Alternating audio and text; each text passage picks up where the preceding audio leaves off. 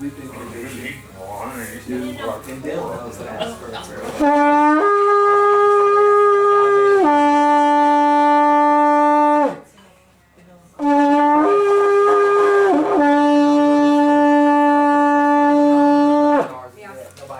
Shabbat Shalom. Shabbat Shalom. Welcome to the Miqra. We're proclaiming the ancient paths of our biblical roots. And when you look up that word proclaiming, because the word Miqra is what that word means, it's a proclamation. Miqra found in Leviticus 23. You'll find that it's in the doing of these special holy days, the Sabbath and the annual feast. It's in the doing of those things that we're proclaiming the gospel. I don't know if you ever thought of it that way.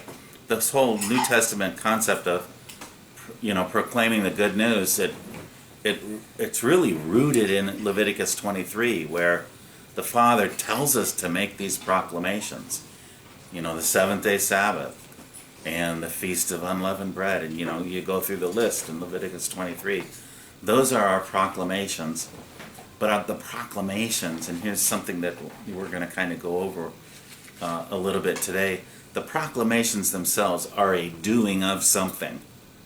They're not just telling something, but they're doing something. They're the doing of the Father's instructions that were given to us.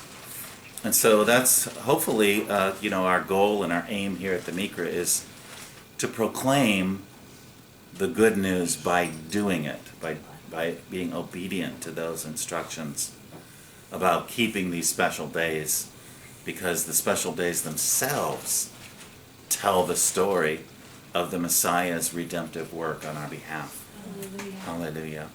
Today we're going to be jumping into Deuteronomy chapter 6, that's Devarim chapter 6. And we're going to look at the Shema today.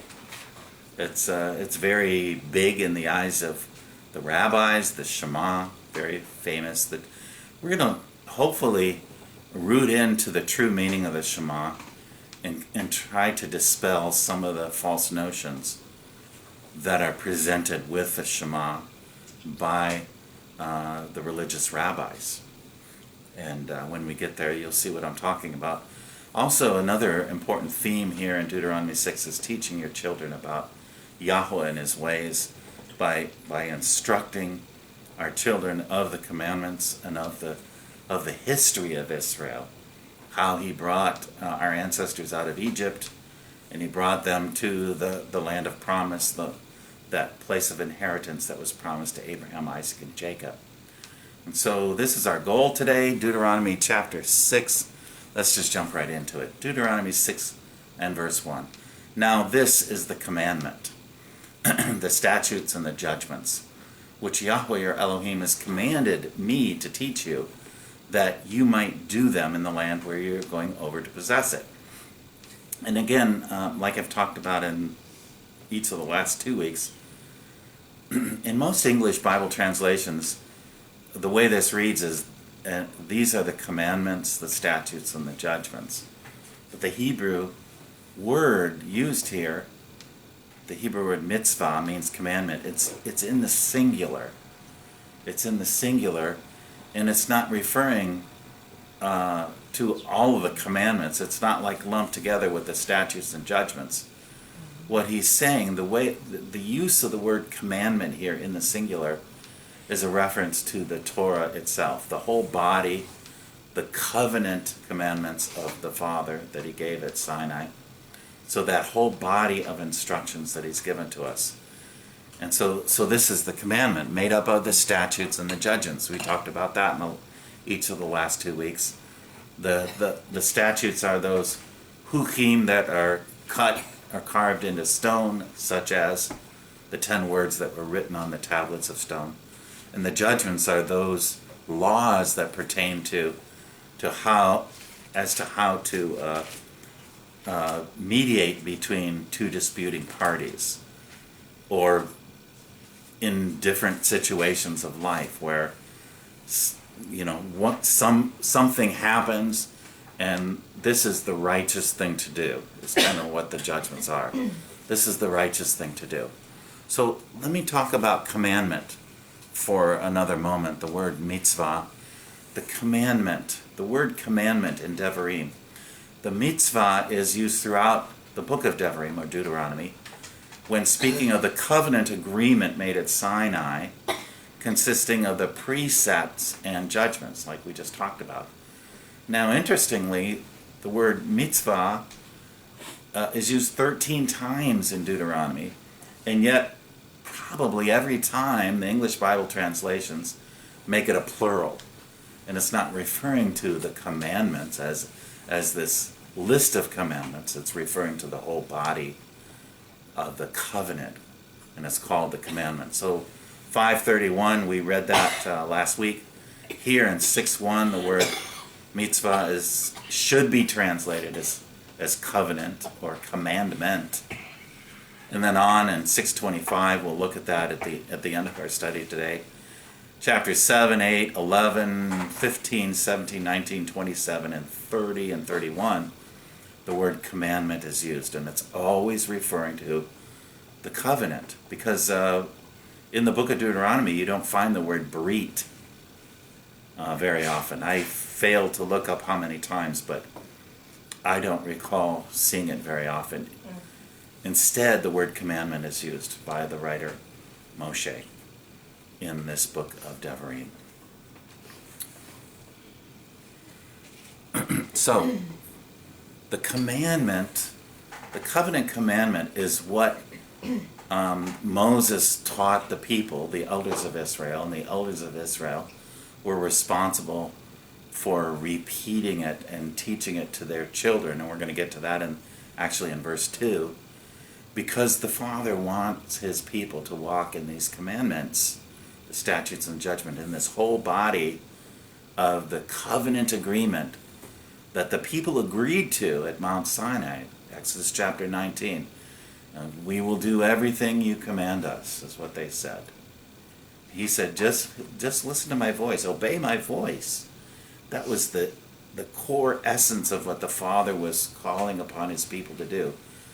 Obey my voice. Do what I instruct you. And so in his voice, he spoke those 10 words at Sinai, and then he gave Moses additional instructions to give to the people.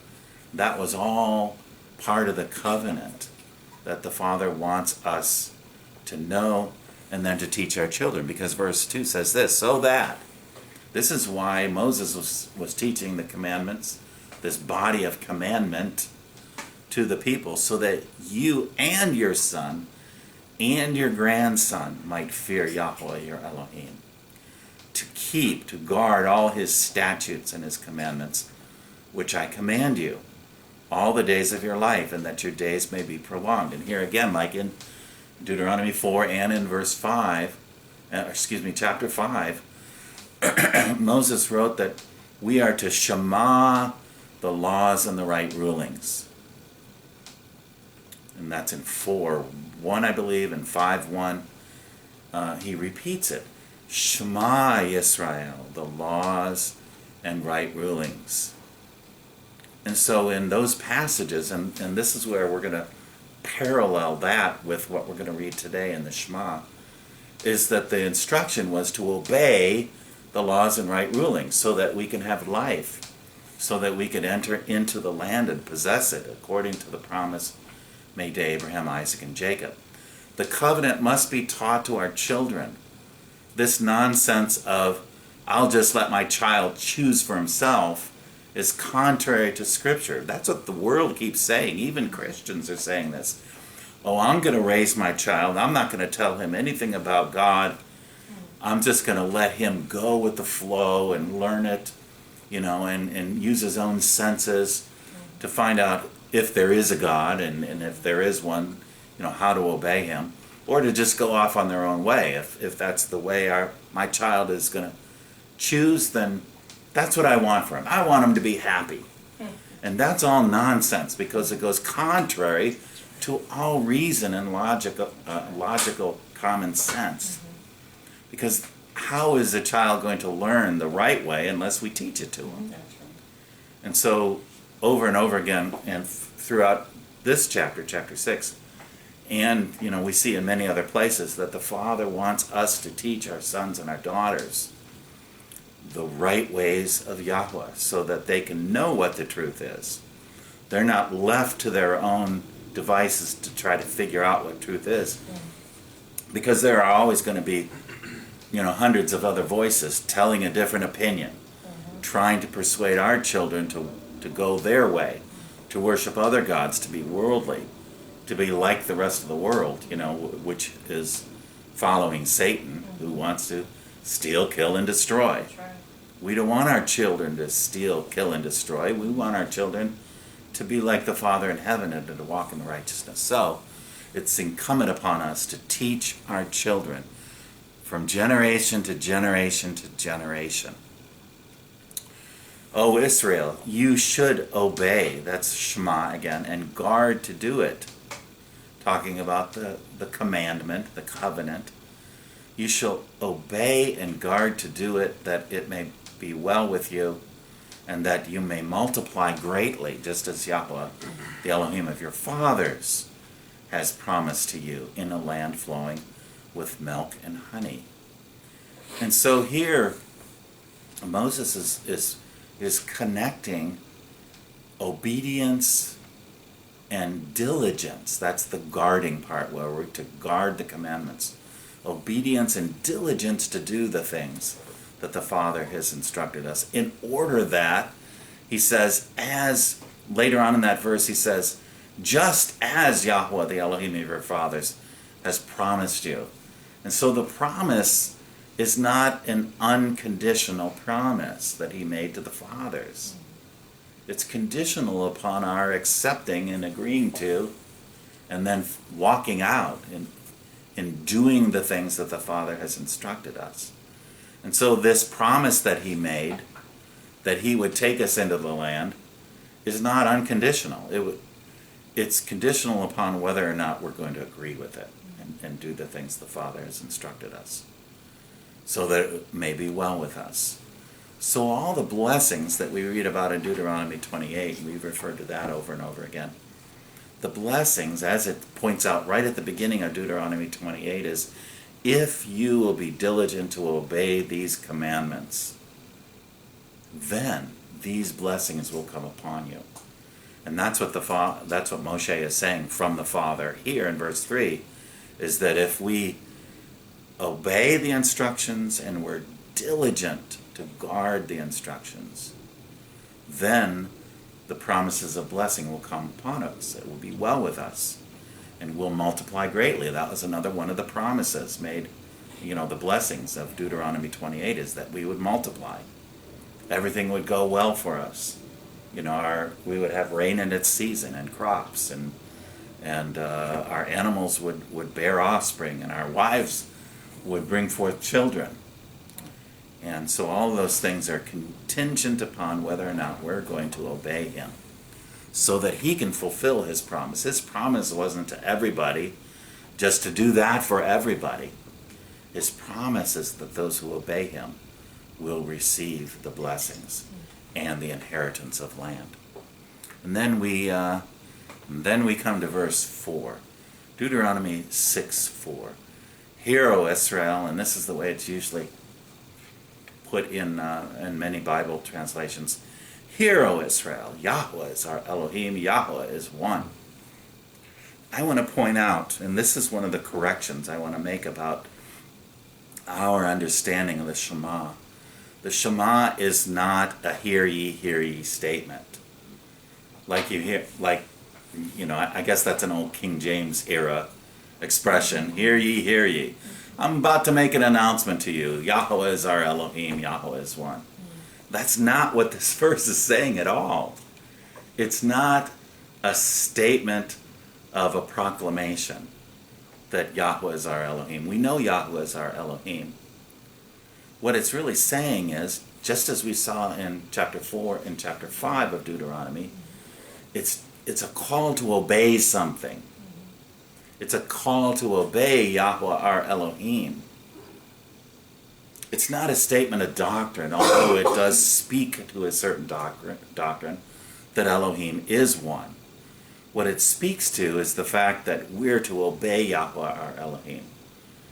And that's why it's parallel, as I mentioned before, to chapter 4 and chapter 5, which said, Shema, the statutes and right rulings. Shema, the statutes and right rulings. And here he's saying, Shema Yahuwah. Obey Yahuwah. They're parallel because Yahuwah is the one who gave the statutes and right rulings, and he wants us to obey those things. Those are the things that bring life to us. And so, it may be hard to transform my way of thinking about this verse, but I think it's important that we allow that to ruminate within us, that it's not a hear ye statement of doctrinal fact as much as it is a call to obey. And so, again, here, as in the other verses that I pointed out, the O Israel that's kind of sandwiched between the verb, the command to hear, and then the object of the hearing. We talked about grammar a little bit ago, that there's a subject and there's an action, and then there's an object, a direct object. So if the verb is obey, the object of that verb, the thing that we're to obey, is Yahuwah our Elohim. Okay, so it's kind of like basic grammatical structure that kind of draws out the meaning of this text. The O Israel is just the addressee. He's speaking to Israel. He's not saying, listen up, Israel. He's saying, Israel, obey Yahuwah, which is very different than hear, O Israel. So the way that I put it in an order that's more understandable is, O Israel, obey Yahuwah our Elohim, Yahuwah alone, or even Yahuwah as one. I won't argue with the fact that God does mean one, but it's more than just that Elohim is one, and we're going to look at that in James in a moment, where the connection is made between this chapter and what James says. So let me move on. Additional Shema statements are commands to do, just as in chapter 4, verse 1. Listen to or obey the statutes and the judgments. And in 5:1, the same thing is said. Listen, O Israel, to the statutes and the judgments which I am speaking today in your hearing, that you may learn them and observe them carefully. And so the Shema statements aren't statements of declaration as much as it is commands to obey for the sons of Israel, to obey those things. Now here's what James says. James chapter 1 verses 22 to 24. And this is the passage, we know it all. We've gone over this so many times. Hearers versus doers of the word. James says, 1:22, but prove yourselves doers of the word, and not merely hearers who delude themselves. And so you'll note that in the word Shema, typically translated as hear, what it's really saying is to do. It's not merely just to hear the word, hear the proclamation of the word, hear what the commandments are, but it's to do them. And the word Shema has all that kind of bundled together into the meaning of the word. Is we're not just supposed to hear, because I think James was addressing a common misconception about the Shema in Deuteronomy 6:4, where people were thinking, here's the announcement, Elohim is one. No, what he's saying is that we're to obey Yahuwah, not just hear him, but obey him. And so this is where James connects to Deuteronomy. Prove yourselves doers of the word and not merely hearers who delude themselves. If we're just listening to the word and not doing it, then we're deluding ourselves. We're deceiving ourselves into thinking that that's all we need to do is just hear what he had to say and then just go with the flow. But that we don't have to actually do it. And so James is calling the early believers out, and they're saying, don't deceive yourselves in this way. For if anyone is a hearer of the word and not a doer, he is like a man who looks at his natural face in a mirror, For once he has looked at himself and gone away, he has immediately forgotten what kind of person he was. And so if we're just listening to the proclamation and not going out and doing it, then we're just going to forget what the proclamation was. We're going to forget the main import of what that proclamation is meant to instruct us. As we begin to do the word, and not just to listen to it, but to do it, then we're fulfilling the Shema. We're learning how to obey the voice of Yahuwah, which is the covenant again. And thus we find favor with Elohim, and we're actually fulfilling what was intended for us to understand when we do it. So James says in chapter 2, James is still talking about hearers versus doers. He says in verse 14, chapter 2, "What use is it, my brothers, if someone says he has faith but he has no works? Can that faith save him?" And again, he's really talking about the Shema still, because the Shema, if we're just listening to a message, we're thinking that, oh, okay, I believe the message, right? That Yahuwah is one.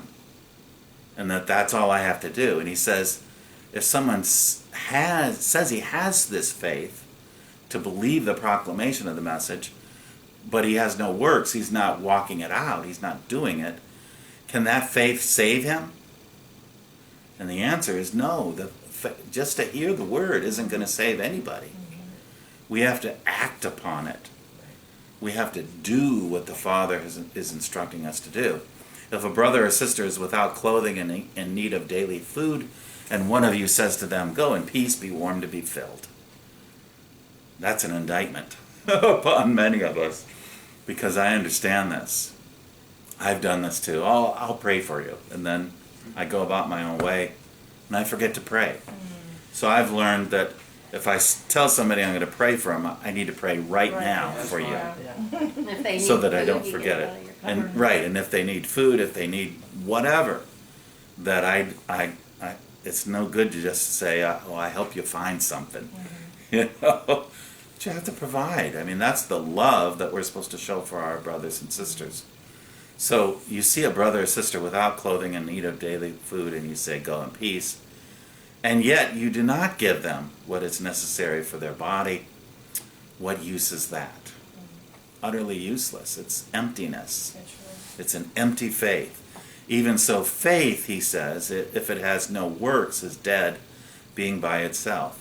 He compares such a thing to faith that has no action to it. It's dead.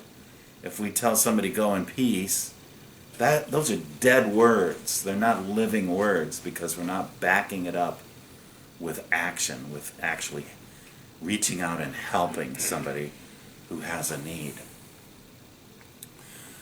Furthermore, James says, verse 18, "But someone may well say, 'You have faith, and I have works.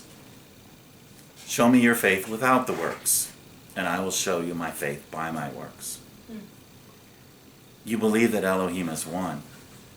Here's where it's most clear that he's referring to Deuteronomy 6:4, the Shema, because that's the statement that we are given there. Obey Yahuwah your Elohim. Yahuwah is one, or Yahuwah alone.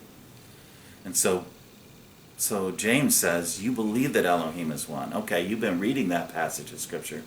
Now get an understanding of what it means, that you can't just believe what was said, but that you have to actually have the works, the doing, to back it up. And then you're walking according to the instruction of the Shema, the Deuteronomy 6:4 and following.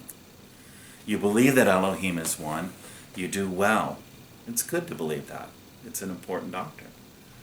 But the demons also believe and shudder. So what does that say about just believing something? It's just in your head. It's in your head. It's worthless. It goes nowhere. It's of no help to anyone. The demons even believe that.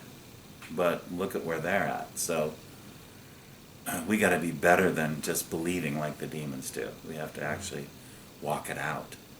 You are willing to recognize, but are you willing to recognize, you foolish fellow, that faith without works is useless. And so we need to walk out these things. We need to walk out the Shema by obeying Yahuwah, our Elohim, and Yahuwah alone. So what we actually have here is a midrash. This is James' midrash. The word midrash means commentary or analysis of a text. And the rabbis do this, and Christians do it, and although they don't call it midrash. The Messianics do it, and they call it midrash. It's digging deeply into the text and finding out the true meaning and application of that text. That's what James is doing with Deuteronomy 6. He's digging into the text, and he's saying, you believe Elohim is one, because he's obviously alluding to Devarim chapter 6 verse 4. But what he's saying is that you can't just believe it, you have to walk it out. You have to do it. And that's where the real faith blossoms and becomes a true biblical trust and belief in Yahuwah when we walk it out. So, I've said in the past that I like to translate this as Yahuwah alone. You know, obey Yahuwah, our Elohim, Yahuwah alone. But to be fair, the word is echad, and the word echad means one. It is a statement of a truth that Elohim is one, but what's implied by it is that because he goes on to talk about how to love Yahuwah, your Elohim, and all that follows in chapter 6 is supporting the true understanding of what it means that Yahuwah is one. It means that he's the only one, that there is no other, that you're to worship him alone and not to have other gods. And all these topics are spoken of as we continue through the text. So Elohim is one. The practical side is that we are to worship him and obey him and him alone, because he's one. Isaiah 43 says this, you are my witnesses, declares Yahuwah, and my servant whom I have chosen, so that you may know and believe me and understand that I am he. Before me there was no Elohim formed, and there will be none after me. I, even I, am Yahuwah, and there is no Savior besides me. It is I who have declared and saved and proclaimed. And there was no strange God among you, and so you are my witnesses, declares Yahuwah, and I am Elohim. So he's saying that there is no other. He is one. He's alone. He's the only one who was there in the beginning. He created all things. He formed all things, and there was, in another place in Isaiah, he says that he didn't have any counselor to tell him how to do it, to how to create the heavens and how to form the earth. There was no one there instructing him. I think we see that as well in the book of Job. I was just reading that this morning. Yeah. And so he didn't need anyone's help. There was no one there to help him or to instruct him or to give him wisdom or knowledge or insight into how to create heaven and earth. He did it alone. And thus he alone is to be worshipped as Elohim and to be obeyed as Elohim. Verse 5 goes on to further explain what it means that we're to obey Yahuwah our Elohim in this famous and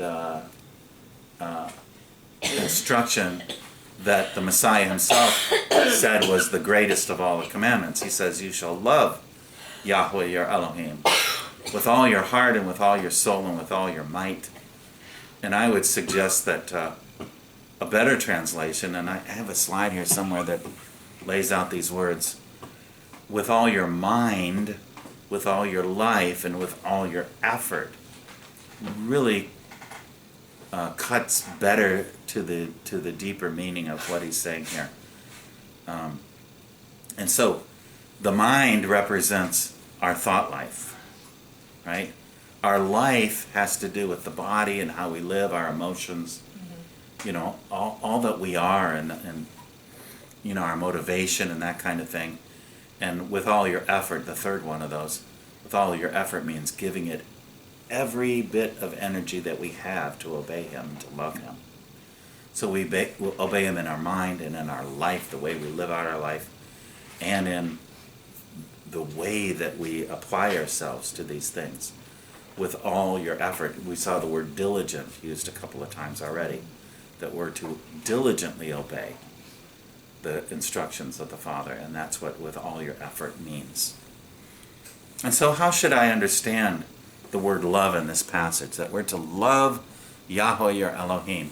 It would be easy to have a distorted view of love if we ignore the instructions of the Torah and only base our understanding of love on New Testament statements. Or we could quickly make the mistake of defining love as it is used commonly in the English language in statements like, I love God, I love cherry pie, I love the thrill of riding a roller coaster. Love ice cream. All right, I love ice cream With cherry pie. with cherry pie. I love questioning the meaning of love. So the point here is this. Another mistake would be to understand love in a strictly emotional context, because that's what the world does. Love is a feeling, it's an emotion for most of the world. And loving Elohim is not about loving him merely with our emotions, to fall in love with Jesus. We can fall in love with Yahushua the Messiah. That's all good and well. But that's not only what love means in the scriptures. To love Elohim means to obey his instruction. It means to regard him in such a way that we acknowledge he's greater than we are, and that his ways are higher than our ways. That's what it means to love him. It means with all of our being, we're to acknowledge him as Lord and to do what he instructs us to do. Not to say that love is a warm affection. I wanted to say infection. It's not an affection, Infection. but it's about the manifestation of Elohim's will through his word, the right way of living. When we embrace that, that's what it means to love him, when we embrace his instructions and do them. So here were those three words again in that statement. Levav actually means mind, although often it's translated heart. Nefesh is the word for a soul. In the beginning, he breathed into the man and he became a nefesh, a living soul. And so it's about the life of a person. We're to love him with all of our life.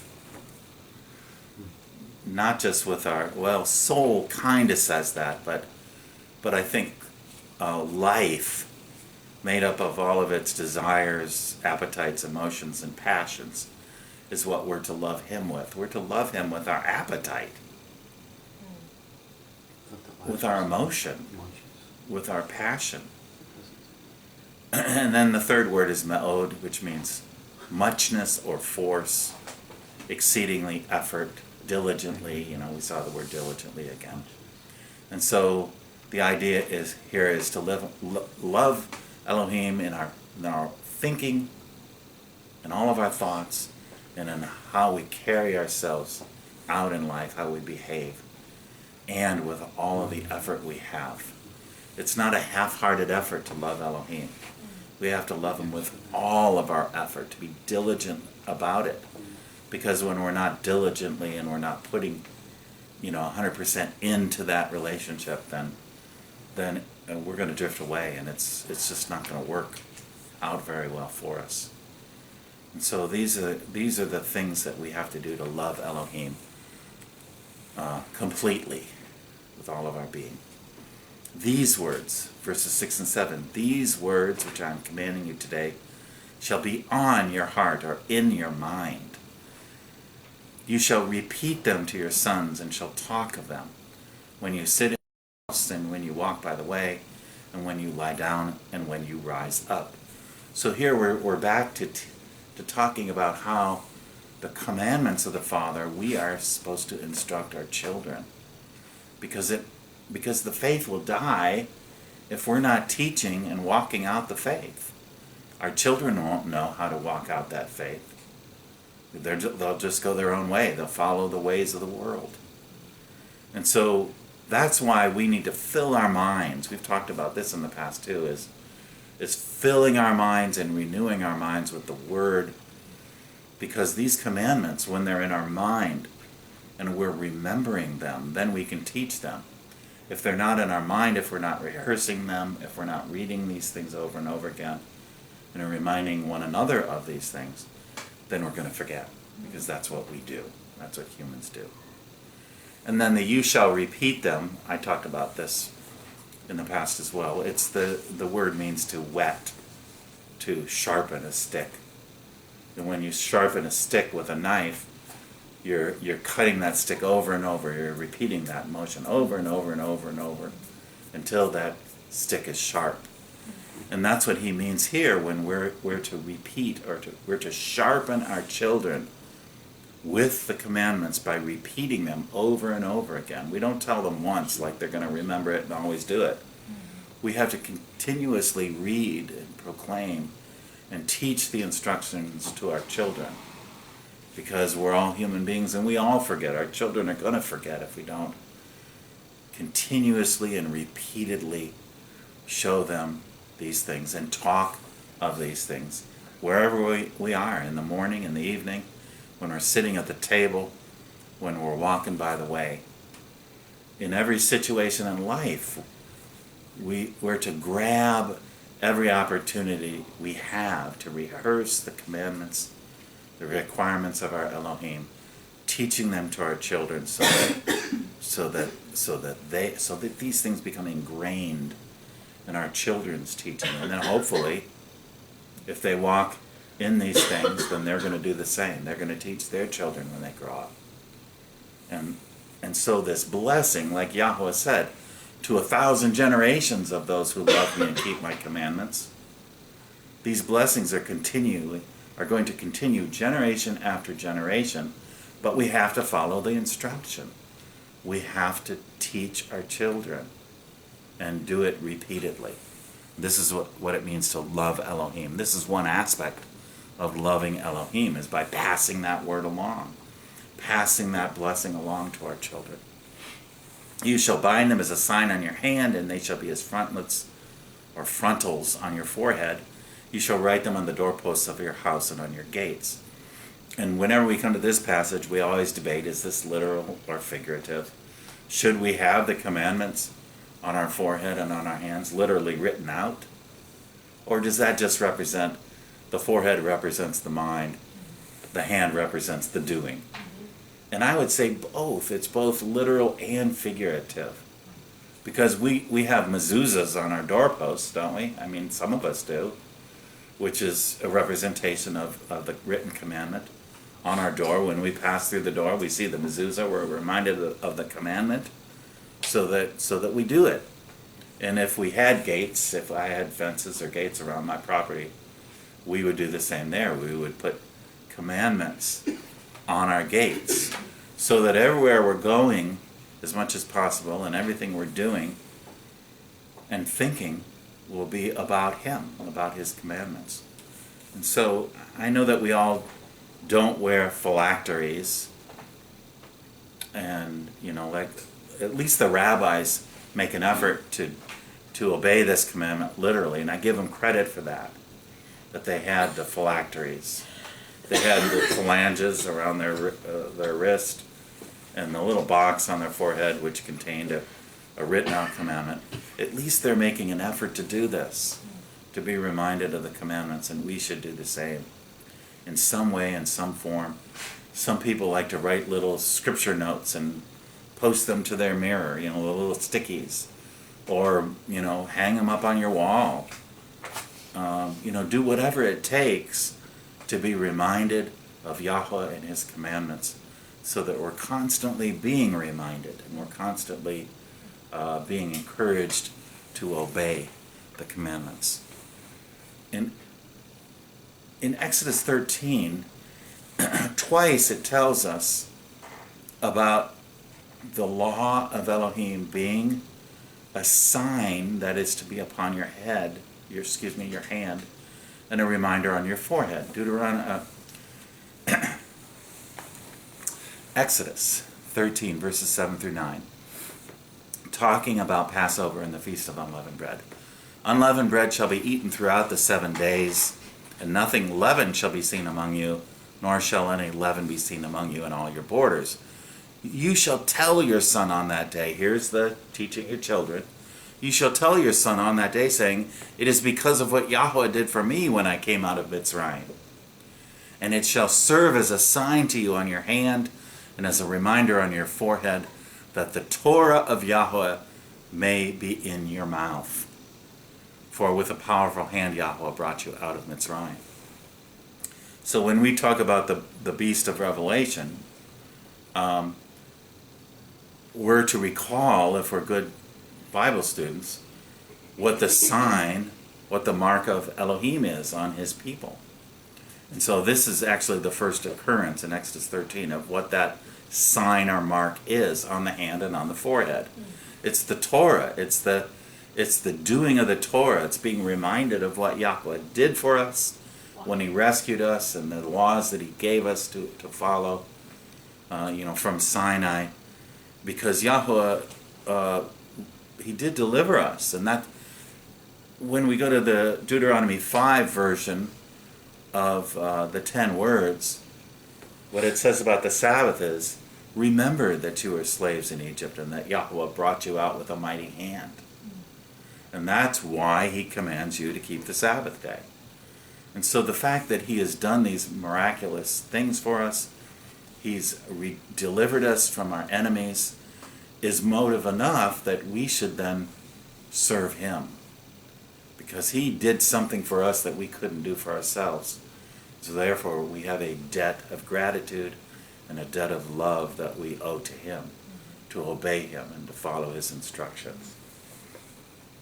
And again, later on in Exodus 13, I keep saying Deuteronomy, sorry, Exodus 13, verses 14 and 16, he tells it to us again. He says, and it shall be when your son asks you in time to come, saying, what is this? Referring to the Pesach. Then you shall say to him, with a powerful hand Yahuwah brought us up out of Mitzrayim, from the house of slavery. And it came to be when Pharaoh was stubborn about letting us go, that Yahuwah killed every firstborn in the land of Mitzrayim, both the firstborn of man and the firstborn of beast. And therefore I sacrificed to Yahuwah the males, that is the animals, the first offspring of every womb, meaning of the animals, but every firstborn of my sons I redeem. So there's an instruction about redeeming your firstborn son. And so, and here's the statement, so it shall serve as a sign on your hand and as phylacteries or as frontals on your forehead, for with a powerful hand Yahuwah brought us up out of Mitzrayim. So there again, when we have the commandments in whatever form on our hand and on our forehead, literally and figuratively, we are being reminded of the fact that Yahuwah is the one who delivers us. He's our deliverer, our Savior. He rescued our ancestors out of Mitzrayim. He delivered us from sin by the death of his Son on the tree. And so obeying the commandments is that sign that shows us that he did us a favor by doing these things for us. And so when we come back to Deuteronomy 6, verses 10 and 11, it says, then it shall come about, when Yahuwah your Elohim brings you into the land which he swore to your fathers, Abraham, Yitzhak, and Yaakov, to give to you great and splendid cities which you did not build, and houses full of all good things which you did not fill, hewn cisterns which you did not dig, vineyards and olive trees which you did not plant, and you eat and are satisfied. And so the statement continues in the next verse. But the idea here is that when Yahuwah fulfills all his promises for us, and he gives us all these things, he's taking care of us like he promised. All of our needs are met. He's rescuing us from the enemy. He's delivering us from evil. He's surrounding our house with protection. He's providing food on our table. And everything else that we need. Then he goes on to say, then watch yourself, guard yourself, that you do not forget Yahuwah. who brought you from the land of Mitzrayim, out of the house of slavery. You shall fear only Yahuwah your Elohim, and you shall worship him and swear by his name. It's a tendency for us, once things start going well for us and everything's going our way and life is good and there's no trouble on the horizon, we tend to just bask in that and then forget Yahuwah. But we have to remember that Yahuwah is the one who brought us into that situation of blessing and into inheritance and into having the things that we need and even want. And so the commandment is, do not forget Yahuwah, because he's the one who did these things for us. You shall not follow other gods, any of the gods of the peoples who surround you, for Yahuwah your Elohim is in the midst of you. He is a jealous Elohim. Otherwise the anger of Yahuwah your Elohim will be kindled against you, and he will wipe you off the face of the earth. Not a good ending of a nice story. You shall not put Yahuwah your Elohim to the test as you tested him at Massah. And so, again, having no other Elohim, that's what it means to love Yahuwah, our Elohim, because he is one. We're not to have any other entity, no other Elohim get in the way of Yahuwah. There was no Elohim instructing Yahuwah at the creation time. And thus there is still no other Elohim that we should be worshiping or serving. All of the other Elohim, as we've talked about in the past, are products of our imagination. They're the worship objects of the nations, the idols, the images, and all of those things that the pagans do. We're not to have any part in that. We're not to have those kind of gods before us. But Yahuwah, when we remember what Yahuwah did for us, why would we want to serve any other god, any other entity? Why would we bow down to a block of wood and call upon it to save us or to do something for us? It's absurd and ridiculous. Absurd. Verse 17, you should diligently keep the commandments of Yahuwah your Elohim and his testimonies and his statutes, which he has commanded you. So just a little quick aside, the word testimonies, which is introduced here into our chapter, the word testimonies refers to the things that Yahuwah testified to. In other words, the words he spoke that were written on, and he wrote them on tablets of stone. And throughout the book of Exodus, a number of different times, he refers to the testimonies that are in the Ark of the Covenant. The testimonies of Yahuwah are written upon those tablets. There are his instructions for his people. So we should diligently guard the commandments and the testimonies and the statutes which he has given to us. You shall do what is right and good in the sight of Yahuwah. And this is where I would challenge religious people who concoct their own religious system by doing what is good and right in their own eyes, because they think that this is what Elohim wants of them. And so they make up these ways, they make up laws and doctrines which describe what they believe God wants to hear and wants us to do. But Yahuwah never told us to do what is right in your own eyes and worship me that way. He said, do what is right and good in the sight of Yahuwah. And there's a whole big difference between those two concepts of making up our own ways as opposed to following after Yahweh's ways. Do what's good in his sight, so that it may be well with you, and that you may go in and possess the good land which Yahweh swore to give your fathers, by driving out all your enemies from before you, as Yahweh has spoken. Verses 20 and 21. When your son asks you, and so we're going back again to this teaching your children theme that runs throughout Deuteronomy 6. He's going back to it. When your son asks you in time to come, saying, what do the testimonies and the statutes and the judgments mean, which Yahuwah our Elohim commanded you? Then you shall say to your son, we were slaves to Pharaoh in Mitzrayim. And Yahuwah brought us from Mitzrayim with a mighty hand. So we're passing this information along to the next generation, but we're not just teaching our children commandments that the Father has given us, but we're teaching him who Yahuwah is, that he's a mighty Elohim, that he performed these miracles, that he rescues and delivers, and he forgives, and all those things we read out of Psalm, what was it I read today? Psalm 103. Psalm 103, thank you, that's right.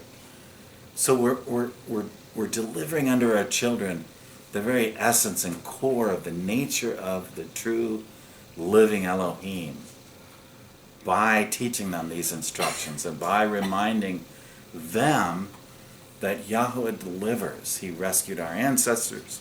He's rescuing us today. He's going to rescue his people in the future, and that's Hallelujah. something that he does for all people throughout all time as he delivers his people. Moreover, Yahuwah showed great and distressing signs and wonders before our eyes against Mitzrayim.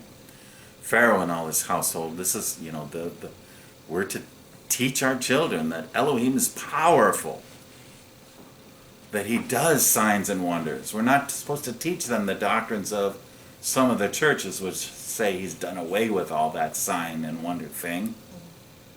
That's not who Elohim truly is, but we're to teach our children that he shows his great and awesome, as another translation of this word, distressing signs and wonders before our eyes against Mitzrayim.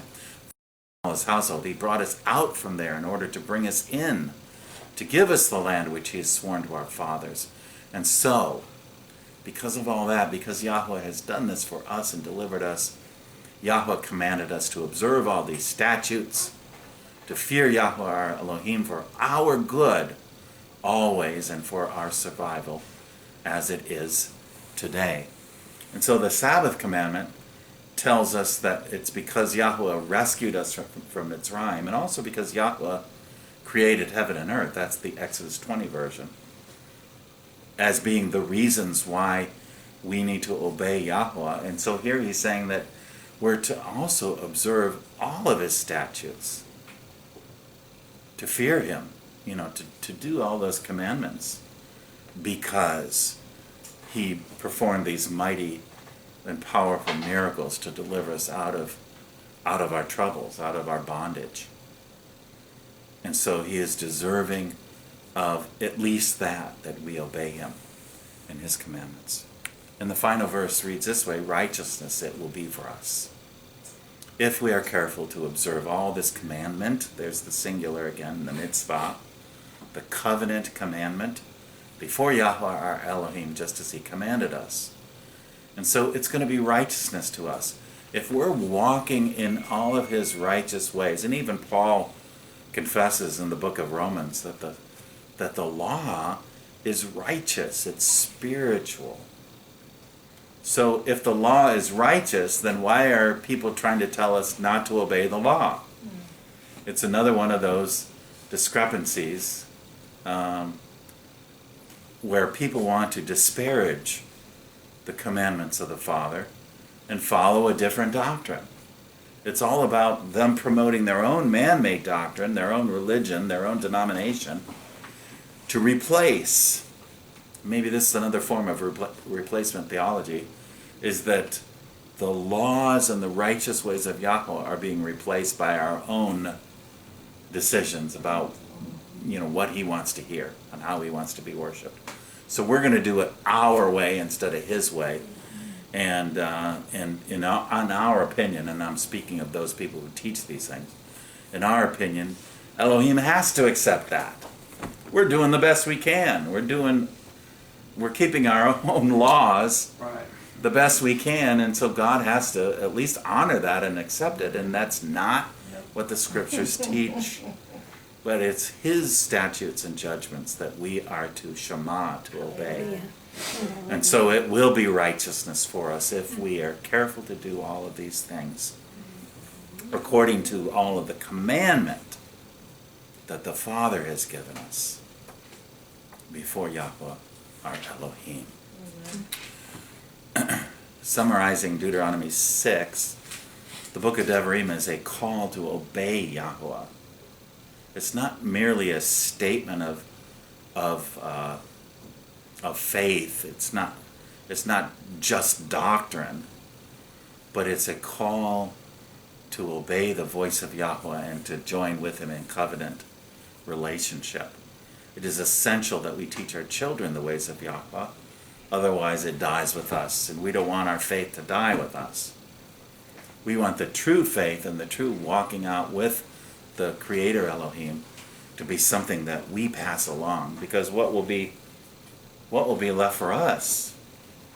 What will people think of us when we die if it stops with us and there's no longer, we're not teaching it to the generations to come?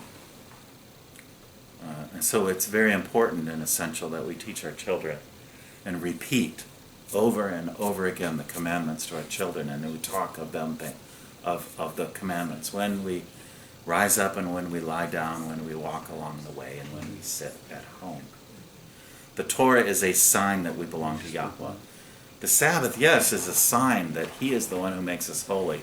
But it's not just the Sabbath, because if we only do the Sabbath and we don't do the rest of the commandments, then we're still not really walking with Yahuwah, and we don't belong to Him. So the whole Torah, the whole commandment, the whole covenant is a sign, when we do it, that we belong to Yahuwah. Remember who supplies all our needs and then some. So we're not to forget what He has done for us, but to remember Him and to do the things that He has instructed us. So, I put it in your lap. What comments and statements about how we can serve Elohim by being doers of the word and not just hearers of a proclamation or of a doctrine, of a teaching. We have to do the word. So share thoughts along that line, if you will, and any other thoughts or questions or comments about the teaching today.